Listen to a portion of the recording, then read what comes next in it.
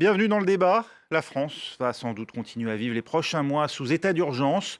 Ce régime d'exception qui donne des pouvoirs accrus à l'État, aux policiers, aux préfets pour faire face aux risques terroristes. Décrété juste après les attentats du 13 novembre, il sera sans doute prolongé ce soir à la demande du gouvernement après l'attaque au camion survenue la semaine dernière à Nice. Explication. 13 novembre 2015, quelques heures seulement après les attaques terroristes de Paris, François Hollande décrète l'état d'urgence. Un régime d'exception qui compte plusieurs mesures comme les assignations à résidence, les perquisitions de jour comme de nuit, la possibilité de dissoudre des associations ou encore la possibilité d'interdire des manifestations. Pour la 4e fois depuis les attentats de novembre, cet état d'urgence devrait être prolongé après un débat à l'Assemblée nationale aujourd'hui et au Sénat demain. Nous proposons une durée de 3 mois, mais le débat sur la durée de l'état d'urgence aura lieu au Parlement. Nous proposons également, je vous le rappelle, bien évidemment, de revenir sur les propositions qui avaient déjà été intégrées en novembre dernier sur les assignations à résidence ou les perquisitions administratives. Les perquisitions administratives de nouveau autorisées, voilà ce que réclame à droite le parti Les Républicains réuni en bureau politique lundi soir. Une mesure qui sera défendue au Sénat où la droite est majoritaire. Elle demande également une prolongation de l'état d'urgence pour 6 mois minimum, jusqu'en janvier 2017. Au-delà de la durée des pouvoirs qui sont donnés aux préfets, notamment dans l'organisation des manifestations pour assurer la sécurité, c'est aussi les questions liées aux perquisitions, au contrôle d'identité.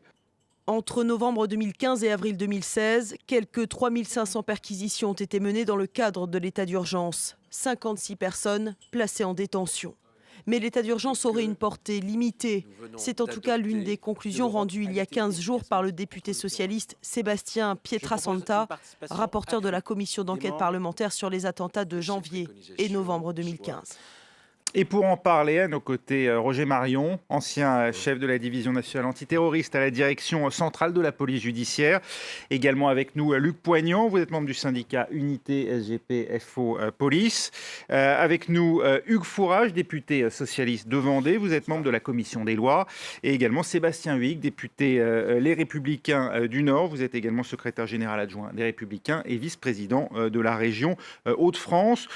Bonsoir. Hugues Fourage, la commission des lois a donc validé ce passage à 6 mois de l'état d'urgence. C'est une mesure qui faisait consensus parmi les députés. Pas tout à fait, puisqu'il y avait des amendements sur 3 mois, il y avait des amendements sur 1 an. Globalement, 6 mois, je crois que c'est ce qui correspond le mieux aujourd'hui et ce qui va, et j'espère en tout cas faire le consensus ce soir lors du vote en tout cas. Il y avait, Sébastien Huyghe, un certain nombre d'autres propositions faites par votre groupe. En l'état, voterez-vous l'état d'urgence ? Écoutez, nous souhaitons que cet état d'urgence protège nos concitoyens. Donc si c'est pour rétablir un état d'urgence tel qu'il a eu lieu ces derniers mois, ça ne va pas servir à grand-chose. On a eu un état d'urgence dégradé. Vous avez vu ce qui s'est passé, des manifestations à répétition qui ont dégénéré dans la violence. Vous avez les Nuits debout qui ont manifesté, sont restés présents place de la République. Et là aussi, il y a eu des dégradations pendant des mois également. Voilà, cet état d'urgence n'a pas de signification. Il n'y avait plus la possibilité de faire des perquisitions administratives. Réintroduites dans la nouvelle version. Fort heureusement. Donc nous avons, nous les Républicains, dans le cadre d'une déclaration du bureau politique hier, fait 10 propositions pour réarmer cet état d'urgence, pour permettre aux autorités véritablement de protéger nos concitoyens. Et on n'a pas vu M. Ciotti faire une proposition tout à l'heure en commission des lois. Je suis étonné de ce que vous dites. Pas une. Et puis quand vous parlez d'état dégradé, excusez-moi, franchement, quand vous parlez de Nuit debout, vous parlez d'un certain nombre de choses, je crois qu'il faut reprendre un peu de recul et ne pas dire ce que vous dites. Moi, quand j'entends M. Estrosi, quand j'entends un certain nombre de personnes, franchement, moi je pense d'abord aux policiers, aux gendarmes, à ceux qui sont sur le terrain et ont fait un travail admirable, et font un travail admirable. Mais on ne leur donne pas les moyens de faire ce travail, et ils le font avec les moyens malheureusement dégradés qui sur la sont question donnés des par moyens, le je pense gouvernement. que vous n'avez pas vous n'avez pas de leçons à nous donner, excusez-moi. Ah bon Franchement, quand on a supprimé 13 000 policiers et gendarmes pendant 5 ans... Mais non, c'est faux, je sais bien. Ça vous gêne aux entournures. Mais vous savez, on rentrera dans le débat. C'est ça le vrai fond du problème, quelque part. Vous avez détruit le service de renseignement, vous avez diminué les... Encore un mensonge, deuxième mensonge. Mais non, mais pas de mensonge. Deuxième mensonge. Mais non, on rentrera dans le débat. Je vais vous Sébastien, on rentrera dans le débat sur les effectifs et l'héritage. Ce sont deux mensonges. On rentrera dans ce débat-là plus tard. Les Français la voient malheureusement. On voit bien ce que vous avez fait. Pardonnez-moi, on va essayer juste de recentrer le débat sur l'état d'urgence en tant que tel. Et évidemment, on aura largement le temps d'évoquer à la fois les amendements seront les amendements du groupe et nous allons les discuter ce soir. Alors, les propositions. Et on va aborder un à un ces propositions d'amendements. De manière plus générale, Roger Marion, est-ce qu'il est nécessaire et utile aujourd'hui de prolonger de 6 mois l'état d'urgence, c'est-à-dire jusqu'en 2017 ? Est-ce qu'il a fait la preuve de son utilité ? Vous l'avez dit, l'état d'urgence, c'est un dispositif d'exception qui n'avait pas été mis en œuvre indépendamment au moment des violences urbaines de novembre 2005, qui n'avait pas été mis en œuvre depuis la guerre d'Algérie. Donc, la mesure la plus efficace de l'état d'urgence, c'est d'éviter les rassemblements. Or, en l'occurrence, on a eu un état d'urgence qui, justement, n'a pas interdit ces rassemblements, alors que c'était une possibilité. Ça veut dire qu'il aurait fallu interdire les manifestations contre la loi travail, absolument. Les rassemblements dans les fan zones pendant l'Euro de football. Si on est en état d'urgence, il faut interdire. C'est fait pour ça. Parce que vous comprenez, on est toujours en train de lutter contre les lois et les dispositifs d'exception. Alors, ça ne sert à rien de les mettre en œuvre si on ne les applique pas dans toutes les possibilités qu'ils offrent. C'est le gouvernement qui a manqué de détermination ? Non, mais regardez, le dispositif, la prévention du terrorisme, c'était le dispositif Vigipirate. Le dispositif Vigipirate, malheureusement, il est banalisé depuis 10-15 ans. Donc, aujourd'hui, plus personne n'en parle. Vous observez quand même. Ce dispositif Vigipirate, il s'est révélé insuffisant pour prévenir la menace terroriste. On a rajouté la coopération civilo-militaire, voilà les images avec l'opération Sentinelle. Bon, c'est devenu une banalisation parce qu'on s'est habitué à voir dans les aéroports, on s'est habitué à voir dans les lieux publics des militaires. Mais voilà, c'est fait pour faire de la dissuasion et autres. L'état d'urgence, c'est exactement la même chose. Vous savez, toutes ces dispositions de l'état d'urgence, elles existent dans la loi antiterroriste de 1986, qui a été largement amendée, et sous le contrôle du juge. Perquisition de nuit, disons perquisition en enquête préliminaire, disons coercitive. Donc tout ça, ça existe. Ce sont des lois d'exception. Seulement, il faut savoir quand même que ce dispositif législatif, il a été combattu. Puisque quand j'étais en responsabilité, en 2009, la Fédération internationale des droits de l'homme a fait des préconisations pour supprimer tout notre dispositif antiterroriste. N'est-ce pas ? Oui. L'incrimination d'associations de malfaiteurs, la 14e section et le pouvoir au juge d'instruction, ça a été fait d'ailleurs, le pouvoir de placer en détention provisoire. Donc, prolonger un état d'urgence qui ne dit pas son nom et qui n'est pas appliqué dans les mesures, parce que qu'est-ce que c'est la cible du terrorisme aujourd'hui ? C'est les rassemblements de foule. On le voit bien. Oui, donc les lieux publics, c'est les lieux publics qui sont visés. Vous, ce que vous dites, c'est qu'il faut commencer par interdire au maximum les rassemblements en période d'état d'urgence. Ben oui, on veut lutter contre le terrorisme. Le terrorisme vise à faire le plus grand nombre de victimes en un minimum de temps.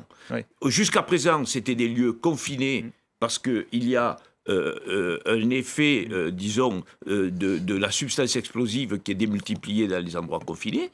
Mais aujourd'hui, ce sont les espaces publics qui sont visés. Donc voilà, il faut en tirer les conséquences. Un mot peut-être sur François Hollande qui, la semaine dernière, le 14 juillet, s'était exprimé quelques heures avant l'attentat. Il semblait acquis à ce moment-là que l'état d'urgence n'avait plus d'utilité, selon les mots du chef de l'État, en vertu notamment de la réforme pénale votée depuis, et puis également de de cette loi antiterroriste, des projets adoptés en Assemblée le 3 juin dernier. Écoutez le chef de l'État.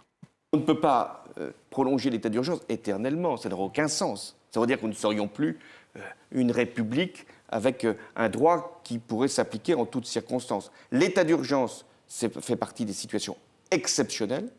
Là, nous avons une loi qui nous donne les garanties pour l'action contre le terrorisme. Luc Poignant, vous qui êtes au plus près du terrain, est-il nécessaire d'en passer par l'état d'urgence ou est-ce que l'arsenal législatif en vigueur est suffisant ? Alors au début de la mise en place de l'état d'urgence, il était nécessaire. Au fil du temps, il y a eu effectivement des modifications législatives qui nous ont donné les moyens d'investiguer, qui nous ont donné de nouveaux moyens, les perquisitions de jour comme de nuit. Effectivement, en matière de terrorisme, on peut y procéder en dehors de l'état d'urgence. Oui. Ce qu'il faut savoir aujourd'hui, c'est qu'il ne faut pas galvauder les termes. L'état d'urgence, ce sont des moyens. Ce n'est pas pour autant qu'on aura plus de policiers dans les rues. Parce que de toute façon, il faut promulguer l'état d'urgence, peut-être le prolonger, pourquoi pas.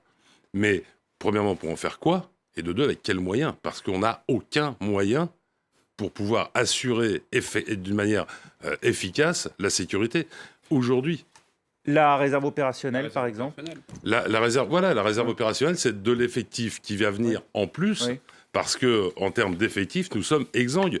Et pour reprendre ce qu'on disait tout à l'heure, la posture, si vous voulez, elle est simple. La posture politique, après l'attentat de Nice, de critiquer a posteriori, c'est facile. Seulement, le problème, c'est qu'il faut savoir pourquoi ça s'est passé comme ça. On n'a pas d'effectifs, on ne pouvait pas assurer un service comme on faisait les fan zones. C'est impossible. Le point soulevé par Roger Marion, l'interdiction des rassemblements en période d'état d'urgence, est-ce que ça aurait été éventuellement la solution pour éviter ce type de problème ? Ça aurait été une solution. Il n'y a pas de solution miracle, contrairement à ce que les politiques veulent nous faire croire. Il n'y a pas de solution miracle. Néanmoins, il aurait fallu peut-être effectivement hiérarchiser, prioriser les rassemblements. On ne peut pas avoir des manifestations, les fan zones, et en même temps Nuit debout. Nous, on a réclamé à corps et à cri la fin de Nuit debout parce que ça usait nos collègues. Et puis, comprenez, on était dans l'euphorie, on a hyper sécurisé la Coupe d'Europe de football, dont les effectifs étaient complètement épuisés. Et puis dans l'euphorie, vous comprenez, on oublie quand même que ce qui a été visé par cette action terroriste, cette sauvagerie, c'est un drame. Vous voyez, ce qui a été visé, c'est quand même le jour de la fête nationale.